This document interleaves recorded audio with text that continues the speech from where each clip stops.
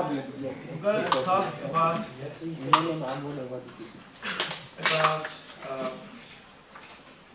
Persepolis. By the way, what's Persepolis? Do you know what's Persepolis?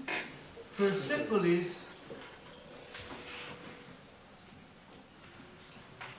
was a capital of Persian rulers, and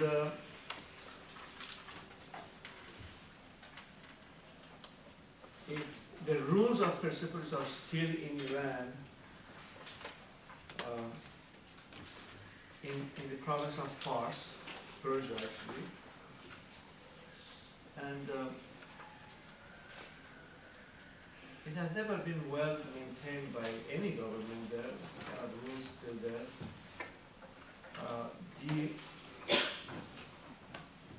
The tomb of Cyrus, remember Cyrus, the founder of, is near Persepolis. When Alexander conquered Iran, he went to Persepolis, and apparently he got drunk, and he had a beautiful woman, I hope. And apparently that, I don't know, it could be just a myth, but they burned together, they burned Persepolis. And it's possible. Because, you know, Alexander was young and strong, and the wine was strong also. You know, wine, we talked about it another time, wine is a Persian invention somehow, the Iranian invention. It comes from that place first.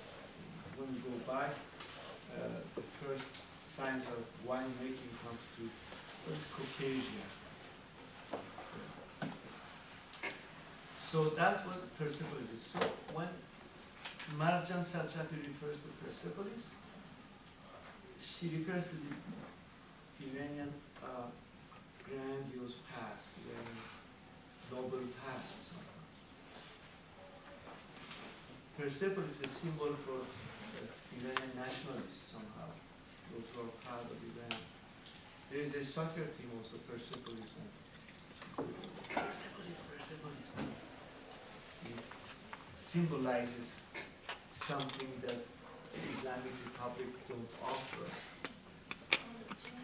Now coming back to the revolution, because we want to talk about, is it the Iranian revolution or Islamic revolution? And I said last time, and I repeat again, it's better to say Islamic revolution in Iran than say Iranian revolution. And I'll tell you why. Two reasons. The main reason is those who made this revolution, like Khomeini, who was the leader, he calls it an Islamic revolution. I didn't make the revolution. He's making the revolution and he's calling it Islamic revolution. Secondly, it is an Islamic revolution. It brought an Islamic republic. It brought Islamic law. It brought the Sharia. So another reason why we should call it Islamic revolution. Based on Sharia? Pardon me? Based on Sharia? Yeah, based on Sharia. I remember I was in Iran at that time, and I was working in the Radiant TV, and I remember all of a sudden Radiant TV was invited by people. You know, Radiant TV was a very cool place. We had nice people like me there. And my colleagues were all beautiful. It was a nice, artist and arts, and all of a sudden when this revolution, whatever you call it, turmoil happened, it was invited by people who were very different than me and my colleague. Particularly, I remember some woman who came with veil, and the employees of Radio were very elegant. They were the last fashion of Paris, and they were competing. It was not very good, but they were competing. And all of a sudden they come with a black chador. You know, chador is you cover the whole body. And I talked with one of them and said, okay, constitution, we don't need constitution. Constitution is a Western idea. Sharia is good enough for it. So many of them, she was not the only one, many of them think that we don't even need a constitution. And Khomeini was among them. They told him, we can't do without constitution. People in the world won't accept that. So we have this constitution that is the Islamic constitution of Iran. Why am I saying that? To say that choosing the word Iranian revolution, it might not be the right term to use. You might want to use Islamic revolution because those people who did the revolution called themselves Islamic. They said it's an Islamic revolution, and factually it was an Islamic revolution. Moreover, I have here, not Moulin Rouge, but I have here Argo. We're going to watch Argo. Who's seen this movie? 1, 2, 3, oh, many. Okay, Argo. I've seen the movie too. And I read here in the back. Let me read it. As the Iranian Revolution takes over the US Embassy in Tehran, 6 Americans escape. As Iranian Revolution takes over the US Embassy in Tehran, 6 Americans escape. I want to have your attention to the importance of this word now, because what happened with the Americans, they went against Iran. The Iranian Revolution did that to us. But if you say Islamic Revolution did that to us, they go after Islam. Look at the difference. It was the Islamic Revolution that took them hostage, not the Iranian Revolution. There was no Iranian Revolution. We'll talk about it next time, because each day we can have time. So let me finish. I come to the question. So look at the difference. Let me tell you one thing to make you sure the difference. First, those who have seen this movie, they know that, oh, bragging, we came and escaped, and it's this Iranian bastard who managed to. Well, it was an Islamic revolution that was actually anti-Iranian, more than anti-American. I repeat, it was more anti-Iranian, and I stand with what I'm saying, than anti-American. The Islamic Revolution in Iran in 1979 was more anti-Iranian than anti-American. And it was very much anti-American. So let me give you an example. At the same time, there was some American employees that were hidden in the Canadian embassy. It doesn't have to do really with the story they say, okay, the CIA did that. It was the American ambassador, the Canadian ambassador, who accepted the risk to take them with us in another house that was held by Iranians or Afghans. So if they kept, they won't be responsible too much.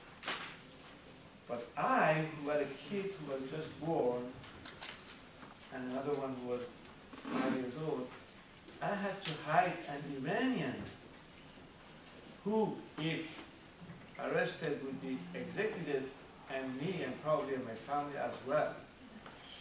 Not the Canadian ambassador had no chance of being executed by Iran, and actually no harm was done to any of the American hostages. Why? Because this Iranian was working with the secret service of the Shah, of this regime. So what was he doing? He was a translator. He was translating from French to Persian, Persian to French.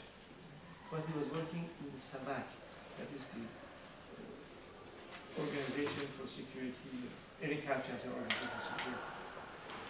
Nobody wanted, he was not a close friend of mine, but people were afraid of having him. I took him with me for 1 week. He had a fake passport. He made a fake passport, not only Canadian, we made a fake passport for ourselves to escape from the Islamic Revolution. Now, revolution is always like this, because, and that's another talk, it's not, in my opinion, it's a counter-revolution. And I tell you why. It's another story. You know what? It's 6:50. It's the perfect time for a break. I take a question, and we'll take a break. Just going back to learning about the Khomeini, his revolution, there are some cultures or some countries that refers to it as Khomeini revolution. Yeah. More specific, is that a term that is used here? Like, you call it Islamic revolution. Yeah, I agree with you. Because that's how we, where I come from, we learn it as the Khomeini revolution. Or Shia Islamic Revolution, because it's different. It's not, yeah. It's Sharia law is Is that different than something- most of the other Muslim countries. Is that something In that- Iran. That's what is revolution actually. Isn't it like It's not Islamic revolution, it's a Shia Islamic revolution or Khomeini revolution or whatever. Sir, just a question. Is that something used currently in here? Okay, I have a question. Just one question. Okay. Didn't One answer more my question. question. Oh, sorry. I thought you were- Is it related to your My bad. question? Yes. Is it related to your question? No, it's totally different. So I can, Then I it can answer this. be. It can be, yeah. Of course, anyone is free to call what anyone wants. Of course, Khomeini was the leader. You can call it, I can call, okay, Harper government. I can call it conservative government. It's up to you to call it whatever you want. No, I'm But- saying it's not up to me. I said it's just from history. Wherever I took my education, it was referred to as known to be Khomeini. I've actually don't hear Islamic Revolution. Again, I I don't hear repeat. Iranian Revolution because where I come from, we actually sheltered Iranian from Khomeini, protected them. Yeah. So that's what I'm asking. You know, there might be differences of opinions, but the way how it was, you know, in the books that I read was Khomeini Revolution. What you're asking, what she's asking, is a profound question that is today's question. For example, we just in Nigeria, these Islamic extremists, they're not Shia by the way, these Islamic extremists are kidnapping these girls and selling them. And this is a polite way of saying, actually. Who knows what they do with these girls? What do you call it? Next to it, there's some Nigerian women who are Muslim, and they say, this is not Islam. But those who are doing this kidnapping, they say, this is Islam. But that's not. So, we're not going to decide here today what is Islam, what is not. I'll let you decide by yourself. But what I know, fact is, these are Islamic people who are doing this. There's no, I can't say I'm Muslim, but I can't say I'm more Muslim than, what's his name that was finally dead? Osama bin Laden. I can say I'm more Muslim than Bin Laden. I'm not going to pretend I'm the better Muslim than Bin Laden. So maybe Islam has problems. And I'm sure it has problems. Not maybe. It's for sure Islam has problems. So don't try to defend Islam like, oh, this is Shia, or this is Sunni, or this is what. No. Even like This is an old thing. This is an old thing. You want my opinion, frankly? Islam, the Quran, the sacred book of Quran, I'm going to make a sacrilege and talk about it. The Quran was written or gathered many years after Muhammad. Were you there when Muhammad said that? Yes, I was there. What did he say? He said that and I'm writing that. You know, it's like the game when I talk to someone. Not really. No. It was written by Prophet Muhammad and became a book after Prophet. After became a book after Prophet. When it what? Raise your hand before talking. It was described in the time of Prophet Muhammad. It became a book after that. Okay. But let's just put the facts, because if you want to give your opinion, you have to present the facts. Or let's not discuss it, continue with our course. The fact is that the Quran was written during Osman time. Osman. No. It became a book, not even. It became a book of It was time. agreed It was there. It was already written. It was It described. was already written. You can see that.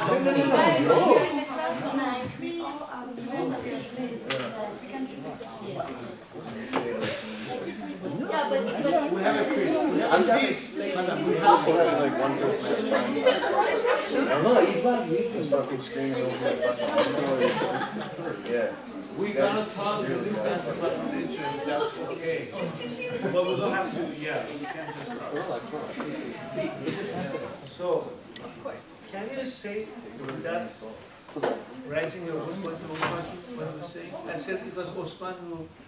Yeah. That's correct. But like it's not like you say that it's written by Osman time, but it No, wasn't. I said gathered. It became a book. It was already It written. became what during Osman time. Yeah, okay. Osman is the third caliph. It became a book. It was already written. It was written during the Prophet Muhammad's time on pieces of paper, rocks, and leaves, and it was gathered. From China. Okay. It was gathered in Muslim's time. I have one more point. Since you haven't gone to the break, I want to answer my friends, my brother in religion. I want to tell them this. The Quran has two kinds of surahs. One are surahs that are from Mecca, and the other ones are from Medina. The surahs that are from Mecca are religious surahs. The surahs that are from Medina are political surahs. That's when Prophet Muhammad was not only a prophet, but Madam,